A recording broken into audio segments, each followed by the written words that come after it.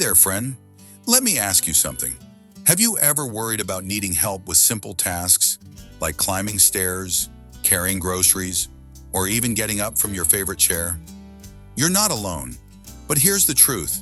Becoming dependent isn't just part of getting older.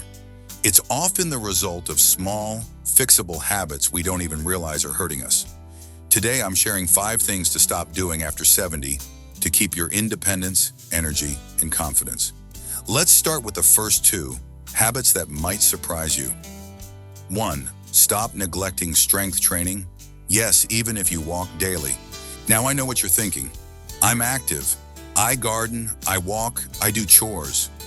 But here's the problem. Daily tasks don't protect you from sarcopenia, the muscle loss that accelerates after 70. A study in the Journal of Aging Research found that seniors who skip strength training lose 3 to 5% of muscle mass per year. That's why opening jars feels harder, stairs seem steeper, and balance gets shaky. But here's the good news. You don't need a gym. Use canned goods for bicep curls while watching TV. Do seated leg lifts during commercial breaks. Practice standing up from a chair 10 times daily. No hands if you can. Take my neighbor, Helen. At 78, she thought walking her dog was enough, until she struggled to carry her laundry. She started doing 5-minute resistance sessions with soup cans. Now, she's rearranging her attic solo. Your muscles crave challenge. Give them one, and they'll keep you strong. 2. Stop skipping regular checkups. I feel fine is a trap. Now let's talk about a phrase I hear all too often. I don't need a doctor. I feel fine. But here's the hard truth. Many conditions like high blood pressure, diabetes, or even early dementia don't shout. They whisper. My friend Frank learned this the hard way. At 75, he skipped his annual checkup because he felt great. 6 months later, a minor fall revealed severe osteoporosis he could have treated earlier. Your mission: schedule that annual physical, even if you're healthy. Get bone density and blood pressure checks yearly. Mention small changes to your doctor, like fatigue or joint stiffness. Catching issues early keeps you in control. Think of it as a tune-up for your most valuable asset, your independence. Hit subscribe and ring the bell so you don't miss it. And in the comments, tell me, which of these 2 habits will you tackle first? Strength training or checkups? I'll cheer you on. Remember, friend, aging isn't about losing control. It's about making smart choices to keep it. Let's do this together. Let me ask you this. Do you avoid using canes, walkers, or grab bars because they make you feel old? If so, you're not alone. But here's why that mindset is dangerous. 3. Stop avoiding assistive devices. I don't need help. Pride is a powerful thing. Many seniors refuse canes, walkers, or bathroom rails because they think it signals weakness. But here's the truth. Assistive devices aren't a crutch. They're tools for freedom. A Johns Hopkins study found that seniors who use grab bars or canes before they're desperate reduce their fall risk by 60%. Falls are the #1 reason seniors lose independence. And once you break a hip, recovery is grueling. But here's the key. Use them proactively, not reactively. Install grab bars in your shower now, even if you're steady. Keep a cane by the door for icy days or uneven sidewalks. Use a reacher tool to grab items off high shelves. No risky tiptoeing. Take Martha, an 82-year-old viewer. She refused a cane for years, insisting she was fine, until she slipped on a rug and fractured her wrist. Now she uses a foldable cane she decorates with stickers. It's not a walker, it's my independence stick, she says. Your goal isn't to avoid help, it's to avoid crisis. Tools keep you safe and in control. Stop avoiding activity. I might fall. Now let's talk about a cruel paradox.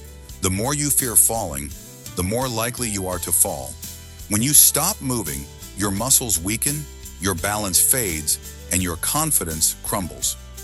A Journal of Gerontology study found that seniors who limit activity to be safe become 3 times more likely to need assisted living within 5 years. But here's the fix. Move smarter, not less. Try these safe, strength-building activities. Tai Chi improves balance and reduces fall risk by 45%. Chair yoga builds flexibility without straining joints. Water aerobics, gentle on knees, tough on muscles. My buddy George, 79, quit golf after a minor stumble. He became sedentary, and within a year he needed a walker. Then he tried Tai Chi at his local community center. Now, he's back on the greens, joking that his swing is rusty but reckless. Your body thrives on motion. Respect your limits, but don't let fear cage you. Let me ask you this. Are you taking too many medications?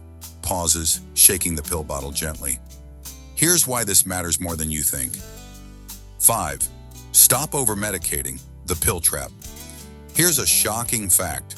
40% of seniors take 5 or more medications daily, and while some are life-saving, others can do more harm than good. Over-medication leads to dizziness, confusion, and falls.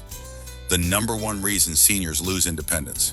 A Harvard study found that 25% of seniors are on at least one unnecessary medication.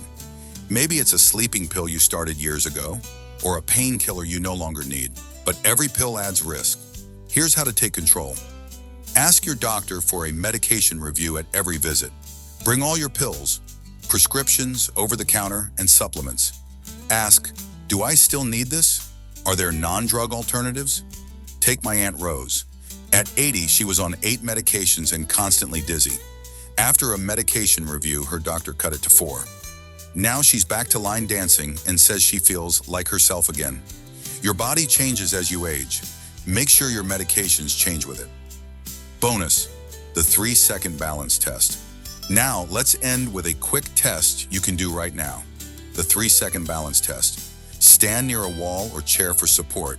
Lift 1 foot off the ground and hold for 3 seconds. Switch feet and repeat. If you wobble or can't hold it, your balance might need work. But don't panic, this is fixable. Try these tips. Practice standing on 1 foot while brushing your teeth. Walk heel to toe in a straight line, like a tightrope. Add balance exercises like Tai Chi or yoga. My friend Ed, 76, failed this test miserably, but after 3 months of daily practice, he's now the king of one-legged stands at his grandkids' soccer games. Balance is a skill, not a given. Practice it and you'll stay steady for years to come. Conclusion, your independence blueprint. Friend, we've covered it all. Strength training, checkups, assistive devices, staying active, and managing medications. But here's the most important takeaway. Start small. Maybe it's scheduling a medication review, or practicing the 3-second balance test, or even just installing a grab bar in your shower. Small steps create big results over time. And I want to hear from you. What's your first step going to be? Let me know in the comments. I read every single one. If this series helped you, hit that like button and share it with a friend who needs a little inspiration. And don't forget to subscribe and ring the bell. We've got more simple, science-backed tips to help you thrive in your 70s, 80s, and beyond. Remember, independence isn't about doing everything alone. It's about making smart choices so you can do what you love. Keep shining, my friend. I'll see you in the next video.